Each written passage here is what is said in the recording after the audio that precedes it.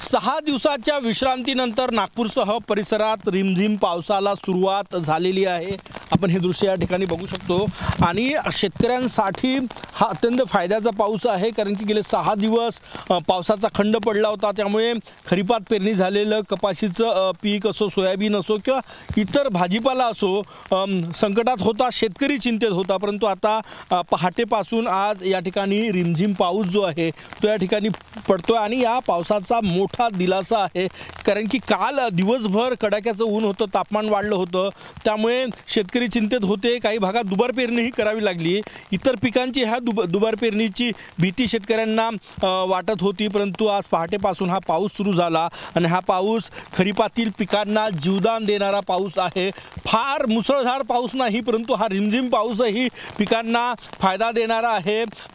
विदर्भातल्या नागपूर असो, वर्धा असो या भागामध्ये हा रिमझिम पाऊस पडतोय। खरीपामध्ये शेतकऱ्यांनी कापूस, सोयाबीनची लागवड जी आहे ती या ठिकाणी केलेली आहे आणि त्यानंतर पावसाचा खंड पडल्यामुळे शेतकरी चिंतेत होते। काही भागात दुबार पेरणी करावी लागली, कृत्रिम पावसाची मागणीही होऊ लागली होती, परंतु आज मोठा दिलासा शेतकऱ्यांना आजपासून पहाटेपासून पाऊस जो आहे तो सुरू झालेला आहे आणि या रिमझिम पावसामुळे बऱ्याच भागामध्ये दुबार पेरणीचं संकट टळलेलं आहे।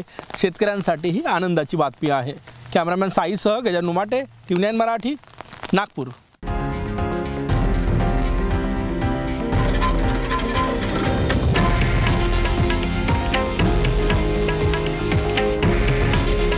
हे आहे देशातील नंबर 1 न्यूज नेटवर्क आणि आपण पाहत आहात TV9 मराठी। काळजी तुमची, हित महाराष्ट्राचं।